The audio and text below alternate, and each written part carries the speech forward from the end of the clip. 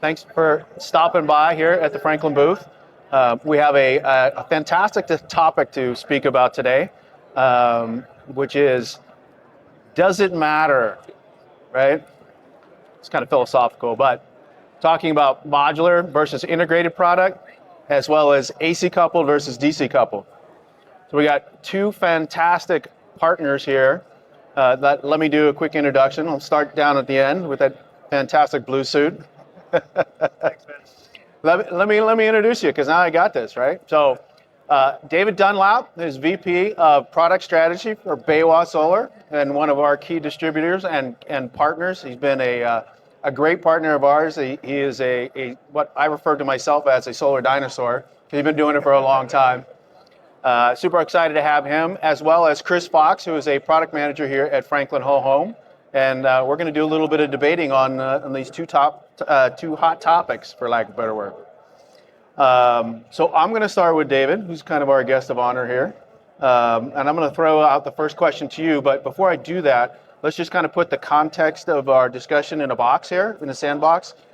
This is just within the context of installers in a cash market that get to make all of the equipment decisions themselves, not being influenced by a third party or a financing organization. Right? We'll keep it nice and easy. We call it au natural solar. So David, to you, let's start with the modular versus integrated. What do installers choose one or two of these architectures for? The homeowner or for their business model? Loaded question there. I think it is a mix, and definitely the ones who have been doing integrated PV and storage longer have strong opinions about what the best solution, the best function, the best technical fit is. But if they've also been doing it a long time, they've had a lot of different homeowner feedback situations and troubleshooting, and did I create the value that I promised to that homeowner? And I think ultimately that's where the rubber hits the road. What am I trying to accomplish? If the installer is not clear on the value prop they're offering the homeowner, what am I trying to solve for you? It doesn't matter if it's the fastest, easiest thing to install, right? Or if I have the fewest callbacks for it. Ultimately, you're going to get the referral for the next job because that homeowner, you actually solved the problem for that homeowner. I think the debate around modular all-in-one really came from early days when the only way to do PV and storage solutions to cobble together multiple different manufacturer components, right? So when something failed, why did it fail? Was it the communication? Was it this piece of hardware? Was it that installation thing? We've solved a lot of that. You guys have solved a lot of that. And so now I think it's a simpler thing if we understand that all-in-one architecture, that all-in-one solution actually suits the need of the customer. Okay, I like that. Chris, tossing it over to you. Can you tell when you see an installation, when you get there, can you tell whether it was preordained by the installer on whether they're going to go modular or integrated? And or do you think that they did their due diligence and address the homeowner's real needs? I think it depends. Sometimes when I walk up to a job, I can tell whether the job had an added on integrated system to an existing old system. Like David mentioned, in the early days, installers had to mix and match components. And there were some real pain points there. And then we've gotten into this era where more integrated solutions have been developed. But then now we're getting to this point where there's a lot of standardization that's happening between components at the home.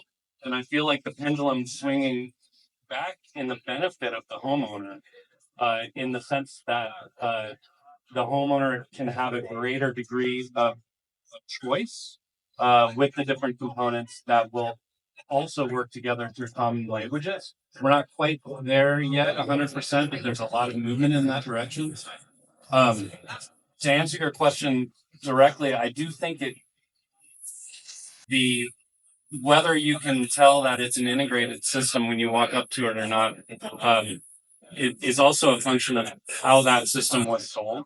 because our sales organizations have been working really hard to close a deal at the kitchen table, and that might be an integrated solution that makes the most sense at that time. Whether or not that's what is best for the homeowner, it's not always the case.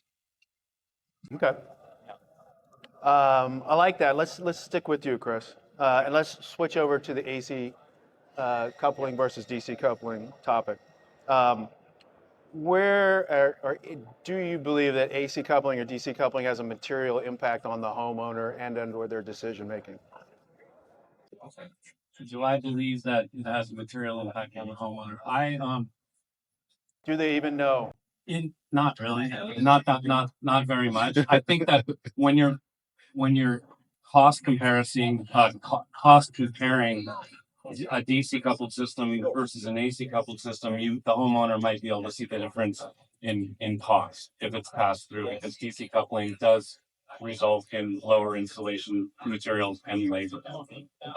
But from a real homeowner value perspective, I'd be hard pressed to really think that a homeowner would understand one way or another. I mean, I can go into technical weeds about why the Franklin charge rate being higher than other charge rates. When you put that together with DC coupling, we'll fill up a homeowner's battery earlier in the morning, resulting in better benefit for the homeowner. But I'm not sure how that gets translated to the kitchen table. That's why we don't allow you at the kitchen table. Too much complication. Yeah. So David, in practice, when you look at AC versus DC coupling, is it about performance or is it just about simplicity of installation? For me, it goes back to what problem are we trying to solve at the kitchen table? What are the energy goals of the homeowner? If we don't know that, it doesn't really matter what we're doing. We're making a choice as an installer based on what do I like or what do I think is more efficient, right? If I'm actually really invested in the most efficient round trip generation, charging, discharging kind of cycle, I have an opinion. My homeowner is not going to tell me I want a DC coupled storage solution. And let's be honest, most homeowners are saying, you put solar on my roof, how come I still get blackout when the utility goes down, right? Why can't you do something about that? Well, if we started out with what is your emotional connection to this energy conversation, I don't want to be stranded. Okay, we're going to do a bathroom. Like fundamentally, we have to get to that point before we can talk about what kind of. And I just don't think in today's cycle, and again, Vince, appreciate the boundaries. Cash and loan is absolutely about a return on investment. You're buying your future energy production and your lifestyle up front. That's the commitment that you're making. So we really do need to spend a little bit of time understanding where the homeowner is going to interact with that and how much of the magic happens with their knowledge or without. And then, then the installer can have some opinions and help educate and find the systems. Agreed 100%, right? If you're a true sales professional, you're asking questions and listening first before you start speaking, right? And that applies everywhere through the selling chain. So let's stick on that theme for a second. Stay with you, David, because this kind of applies. When installers are talking about whole home backup, what are they often not explaining to their homeowners that you see most of them? Whole home backup. I think when a homeowner hears a term like whole home backup, they immediately go to the grid goes down and I can just continue living my lifestyle, everything that I normally do indefinitely. Instead of power was out for 30 minutes and I didn't have to worry about anything, but I didn't open the fridge during those 30 minutes and let the cold out, right? So whole home backup is this, I guess, golden goose idea of I have eternal power and I can actually disconnect from the grid. That's not what they're doing. So we do have to talk about what are you backing up and why, and do you want your lifestyle to change in an extreme backup condition? And I don't think most people, I mean, I used to build homes, large luxury homes, and customers would happily invest in solar on that, but then the next question was, can I now disconnect from the grid? Well, no, we didn't design that. That wasn't part of the conversation. Why would you disconnect from the grid? Well, what would it take to do that? How many batteries would I need? Well, the house that you've designed would need 10 batteries. Are you prepared to do that? Well, no, why would I need that? Right? So the fundamentals of it, I think, are not often that conversation, but a whole home backup tagline is really compelling, and it can go off into a lot of different directions. Agree, it is a compelling tagline, although it comes with all those complexities. So Chris, let's stay on a topic. So how should installers find that balance of how much backup is really right for the homeowner? I think going back to what David was talking about is defining whole home backup. I've found that uh, I talk with a lot of friends and community members where I live about this exact topic. And I'm not a salesperson. I'm not sitting at the kitchen table closing deals. But at the same time, whole home backup can mean, the obvious for those of us sitting up here, which is the ability to support all of your loads with the power rating of the batteries that you have. And we're, here in the industry now, we're largely looking at single batteries being able to support, all home loads and just about any configuration. But then the energy capacity of that is really where it gets down to the For how long? for how long. And then what I find a lot of times is when you're talking about whole home backup, you might be inadvertently talking about grid tie uh, uh, self-consumption support uh, on your kind of your monthly utility bill, even though it's not whole home backup. You're talking about backing up all of the costs that I have in my home, and that conversation again to the sort of the inquisitive question first salesperson asking about future EV purchases, asking about electrification plans, and making sure that you buy a battery today and in 6 months you get that EV, and are you planning ahead for that increased load, both from a backup perspective and from an energy offset perspective? Because I can't tell you how many people I talk to all the time who are upside down on their true up and they're extremely confused about it. So whole home backup kind of like bridging that gap from true backup to energy coverage. Okay. Um, let's talk about manufacturers. So I'll take it over to David. Is there real value on having a manufacturer that has a fully integrated solution, or is that just a perceived simplicity by either the installer or the homeowner? I think there is some value in understanding where your service and support is going to come from, where your training, your certified sort of process, to know that you're doing the right thing and that you're checking all the boxes, you're upholding the vision and the function that the manufacturer had set. And when you are cobbling together multiple components, those things may not have been designed into the solution because of that very nature, right? It's take a little bit from over here, a little bit from over here, a little bit from over there. Were they actually designed to work seamlessly together? So I think there is value for the installer, certainly, in understanding everything that I'm trying to accomplish for this homeowner was designed to work seamlessly together. That's number one. Number two is, if something goes wrong, I don't have to get into a debate about which manufacturer was at fault. So I think that's what the industry has sort of shown us over the last decade. There's some value in feeling like there's one resource to go to for the support, the help, the service. At the same time, does that necessarily cover all use cases? No, right? I think it's hard for a manufacturer to say, I'm going to build one product and have one solution, and it's going to work for everybody. That's almost impossible to me. Yeah. So I think there's some trade-offs there. I agree with you on the use case because there are so many different variations of the snowflake out there when it comes to doing solar plus storage. the variables are almost endless at some level or another. They really are. So over to you, Chris. Does modular actually increase flexibility, or does it just increase integration risk? Modularity. I'm very bullish on the direction that the industry is going on modularity. I think that it increases flexibility. There are risks, which David explained, of not having of having different companies, different apps, a different experience for the homeowner.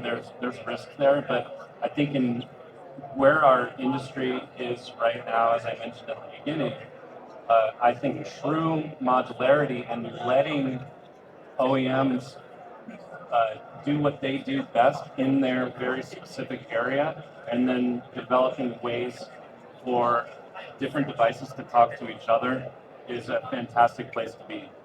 From a consumer standpoint, I want to be able to choose from a wide variety of products that are competing with each other, but I also want those products to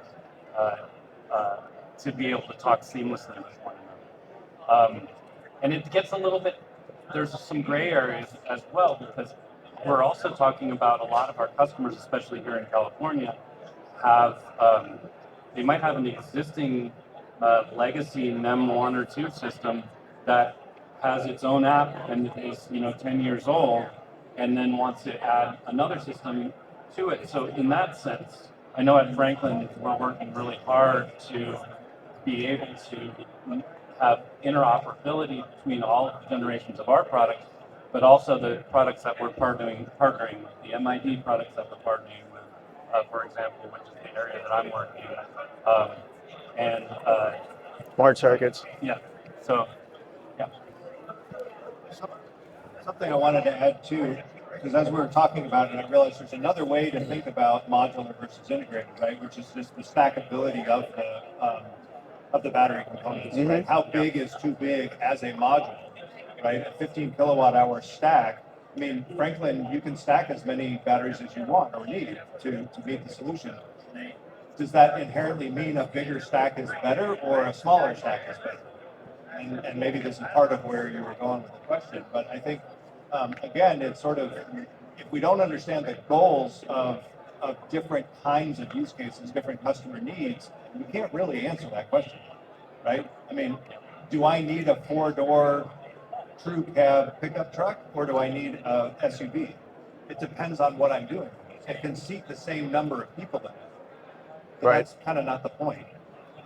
And so I think if we say the reason I want modular is because I spend a lot of time moving battery components from the truck to the job, or I do a lot of installs down in the basement or whatever, sure, that's going to make more sense to you than needing a dolly to install a battery pack.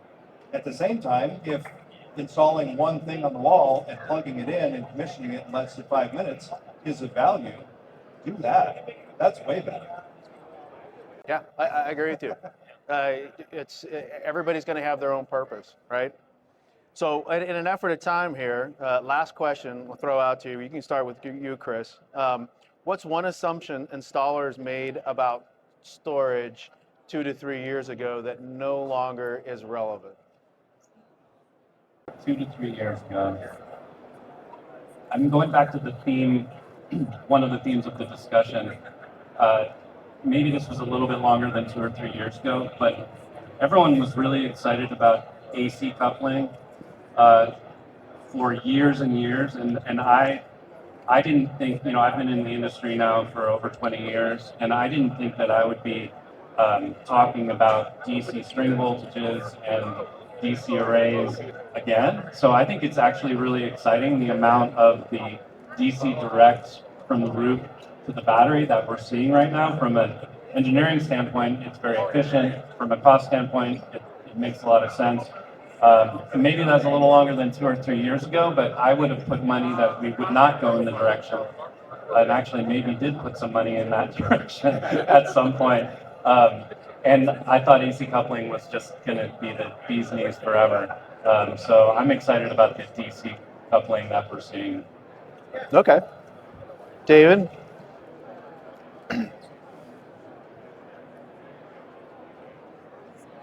I don't have a good answer. I think that